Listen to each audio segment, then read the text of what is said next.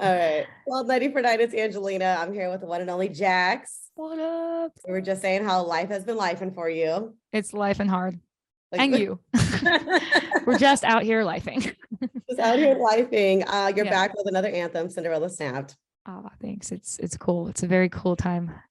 It's been like, I'm just so proud of you. Like, I feel like we just keep watching you grow and grow and grow. And like, obviously with Victoria's Secret, we were like, this girl's gonna be a superstar.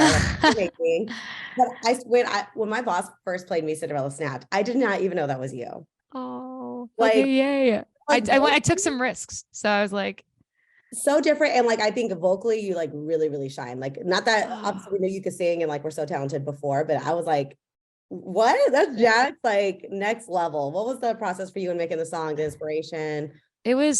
First of all, thank you. And then, yeah, I hear that where you said everyone keeps saying in radio, especially even like towards your area, it's always like, oh, obviously we heard it. It's so not obvious. Like to me, it was such a freak thing for me.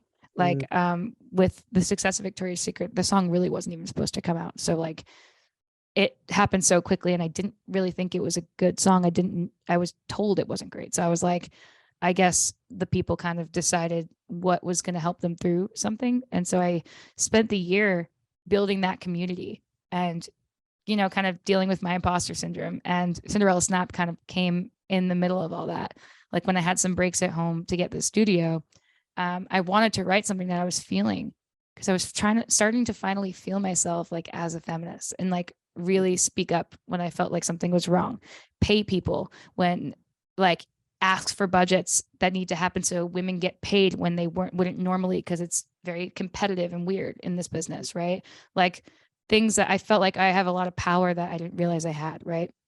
And then I wanted to write like another satirical kind of cheesy pop song about that and like what I was feeling. And I tried a couple of things and none of it felt exactly right. And then my Nana had like this book that she had crossed out as a kid, my old Cinderella book, like remember the old 90s like children's hardcover, and my parents like found it when they were going through storage. And I remember there was a time where I was being overly dramatic as usual as a little girl about a boy and this like princess dance we were doing, and then my Nana crossed out in red marker like all the things, the patriarchal things about this book she did not agree with, right? So everyone's like, oh, tell me about your Nana wrote the song. I was like, well, she didn't, it's not like word for word or anything. She wrote a couple of words in there and I kept one or two, but like a light bulb went off and I was like, I think I want to rewrite all the Disney princesses like in another world, in another dimension where they all had priorities that weren't just, you know, getting chosen by a prince to live happily ever after. They could also, you know, feel good about their mermaid tale, or you know, maybe not need a prince, maybe need another princess, or get a degree, or, you know, like just take over the world together and the kingdom. And I think like I got in there and everything started to pour out in dad joke fashion, where it's like my ex-boyfriends who cheated on me that one that I waited around for a long time, through that and the glass slipper there, things I was going through in the corporate space. Now that all these people are involved, kind of like, you know, this new gaslight thing I'm just experiencing for the first time. And I'm called emotional often. So I wanted to get that in there. And then I wanted to make the rest not too serious. And just, that's how I express my feelings, is a kind of in joke form and satire. So I hope that people can sing along. I hope that they rage with me. And thank you for supporting it, because it's really weird trying to come up with a follow-up song and make sure that everyone likes it. It's so amazing. No, I first of all, I'm still not from your grandma. That is amazing. She's crazy, man. Dude, she was literally had 2 kids, raised them, and got them out of the house, went back to school. And like, think about this era, right? Went back to school and then got this crazy high up position on Wall Street in foreign trade. So she was like in the suit. She was like the OG feminist, like unquitable. People did not mess with her. She was just awesome. And she is awesome. So that's insane. Yeah. Tell her you say hi. I was like, I'm going to steal that for my niece. Someone do that. Go grab her books. I'm like, too bad Disney's Disney. Cause like you could like get that published and like that would sell like crazy. Someone said that to me in the comments, actually. I mean, it wasn't like I she didn't really write a lot. Niece. Yeah. I thought about, I gotta get it. I gave it to her. So I had it and I left it back in Florida. We did that. that's So cool. maybe I'll do like a little run through of what she wrote. It was very extra. It's and a little inappropriate too. And now I really want to see it. Yeah, facts. Literally. It's so crazy how like those records are always the ones that like people don't believe in. It's like when I first heard it, I think my boss had told me the same thing too. Like, oh yeah, they were thinking of not putting it out. I'm like, what? Like this is next level. It's legit. Like early 2000s elements. Like people have been avoiding it for a while. Just cheesy four-chord, like kind of sort of punky live songs. And then there's just feminism. I didn't know how much Pink was an influence to you, because that was like definitely something you heard too. Like it gave you like the Pink, Avril Lavigne, like I love like the powerful, like your voice, like very powerful, and like you still got the raspy tone. So like it totally reminded me of those icons.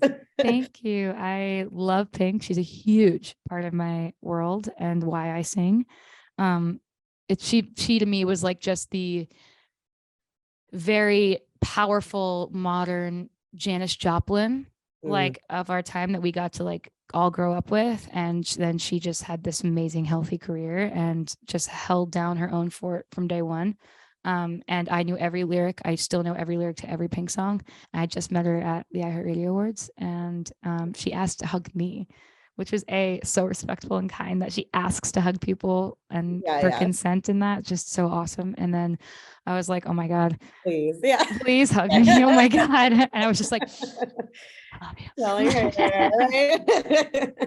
Well, I love that she was like super nice and respectful. Like, they say don't meet your idols. So I love that. Like that it was the craziest moment actually, because I was going on stage and I have these ears in, and in my ear, I hear, Jax, we need you on stage. Everyone's on stage. We got 4 minutes. We got 4 seconds till commercial break's over.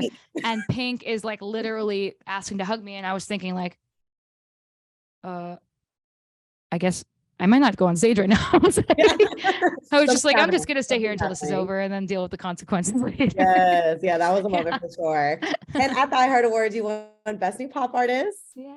As you should. How was that moment for you? So cool. All my friends and family were there. I had my like iHeartRadio family, my Samsung family. Like we were testing out all the new like products we got. Like I saw everyone I saw over Jingle Ball. And finally, I feel like usually my mom is kind of the center of attention, and she doesn't like being on camera. Actually, she's all real nervous about it. She cries a lot. But my dad loves being on camera, and he was my date to the iHeartRadio Awards. He sprained his ankle playing pickleball the day before, so he was literally limping on the red carpet with me. He's a real one for still going though. He's like, we're gonna make this happen. He was like, I'm not missing this for the world. Like this is my moment. Like this is our moment. And then he was just, everybody was thriving, a lot of crying. Everyone gets really emotional when they come into town, especially for things like this. And I've grown up watching the iHeartRadio Awards, and this is now my second, which is bizarre. And it's my first time receiving an award that I've seen some of people I idolize receive as well. So it's very cool. Amazing. So heavy amazing. Too, that thing. You ever feel one of those things? No, I have not. It's heavy. Thing's a freaking weapon, man. I was like, oh yeah. Okay, some awards like they make you give it back or something. It's like, oh, well, they make it for the show. I think the ones at the show you give back, but they send it to you. So my parents have one, and I have one in my bedroom. In the event I wake up, sometimes I get kind of depressed when I wake up because I like go right into social media and I just get in my head. And I just look at that first thing in the morning, and I'm like, hey, girl, next is gonna be an award. You're gonna have a bunch more awards to put next to it soon. Well, we'll see. And you are partnering up with the Samsung Galaxy Launchpad powered by iHeartRadio. So what I understood is it's a program that like all the hottest new artists, it's like a cool way that like fans could follow them too. Yeah. How has it been partnering up with Samsung? Only big corporations that I've ever seen that like spearheads and really champions like music from new artists that aren't already like this massive artist. So it's like less about some big check being like, here, will you be in our Super Bowl commercial? It's more like, you're dope. I need more people to know about you. Yeah, you're dope. I want to film your story. Like, I want to capture your story. I want you to like experience new high tech features and like have access to it. And like, I've like, I don't, change is scary for anyone, especially if like I'm a creator. But when I started using the phone, and there's the obvious, like that I didn't realize because I wasn't paying attention. And it's like the camera's nutty. I was just gonna say, because your TikToks and Instagram, everything. Have you seen him? Crazy. It's like so crazy. Like the difference in if you look back to back, insane. Like, so it's like, and you can customize every millisecond and frame if you wanted to. So it's like, I got to customize the way I want to be filmed on camera and the way I feel good on camera. And then the other cool feature was like, I realized during the iHeart Awards, my dad was filming when I was singing, but he didn't realize he was in this mode called director's mode. And that films his face while he's filming. Oh, that's so dope. And he didn't know it. And I was going through the content for the day, and I was like, oh my God, wait, my dad was like filming this whole thing and didn't realize like I could see his face while he's filming. He went through every phase. Like he went from crying proud to harassing Flava Flav, like behind him, like being like, Flav, like, what's up? Like, can I take a selfie? Like, and now him and Flava Flav are friends. That's all on video. Yelling at someone to shut up while I was singing. Yeah. Like, I was like, Dad, you can't yell at people at the iHeart Awards. Like, they're literally like, these are celebrities. Like, right. It's like yelling at Taylor Swift, right? Like, and then shut up, my kid, this is my daughter on stage. Be quiet, Taylor. Yeah. And then, yeah. So just like the fact that like you kind of capture the whole moment is really cool. But it's honestly, all that being said, still not my favorite feature. My favorite feature is something I discovered like a little over 2 weeks ago, because I sing a lot and I'm overworked for sure. And my voice has taken a hit like over the last year or two of not stopping. And I go on vocal rest every beat I get. So I like don't talk for days at a time if I have them off. I have a 10-day vocal rest schedule before my tour. Right. Oh, wow. And I found this feature, just pulled my Samsung out of my freaking here. Look, Ultra. I have this feature on here that I figured out I could do. This is called an S Pen. I could give you a full on whiteboard. Like I could literally be on vocal rest and talk the whole time. And, like, it's insane. And I used it at the airport all week last week. And that was really cool. That's so fun. Go give me I talk a lot. Yeah. It's good. Ultra. Just saying. I'm just saying, I think everybody's overstimulated with all the technology, but this has been a cool, like, adventure for all of us. And the Samsung family is like, right, like the campaign's already dope, but the fact that it has all those cool features and like is actually legitimate. It's legitimately like changing my content world for sure. But also like when it comes to brands, sometimes it could be tricky. Like I've had bad experiences with, people telling me like, oh, you can use your own creative freedom to like post about this stuff, even though we're partners, and then change their mind last second and like sucker me into it. Yeah. Samsung and iHeart are literally like everyone's a normal human championing new music and just say do whatever you want, and I just do whatever I want. So, I love to keep seeing you do whatever you want. I know you have to go soon. What is next for you? Because next is holy crap. Well, I'm gonna start with a human thing next. Well, I have a puppy here. I have my fiance, new puppy, new fiance. And my birthday's coming up. I'm playing Bamboozle in Jersey. I got Bottle Rock, and then throughout the whole thing, I'll be planning a wedding for October. And then I have that 10-day vocal rest, and then I go on tour for the whole summer. So that's that. And then I have a wedding. Insane. Pretty chill year. I'm so excited for you. Congratulations on literally everything. Regular life, superstar life. It's all happening. Likewise. They were like, next up's Angelina. And I was like, oh, Angelina on air. Like, I already know. You're a celeb. I'm like, you always do something bigger and bigger. So it's just so dope to see you grow and grow and grow.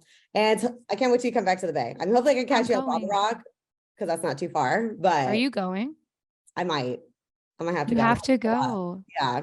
Oh my God, please. It's you'll see me fine. there. I'll be like, well, singing to your song. Please go. I'm freaking nervous as hell. You have to go. Yes. I'll be sneaking you some wine. Good. I'm not even gonna try to sneak it. I'm just gonna drink it. Here's the whole bottle. Yeah. All right. Well, I hope I'll see you soon then. And so amazing talking to you. Thank you. Thanks for letting me rant. I'll see you soon. All right. Tell everyone I say hi. I will do. Bye.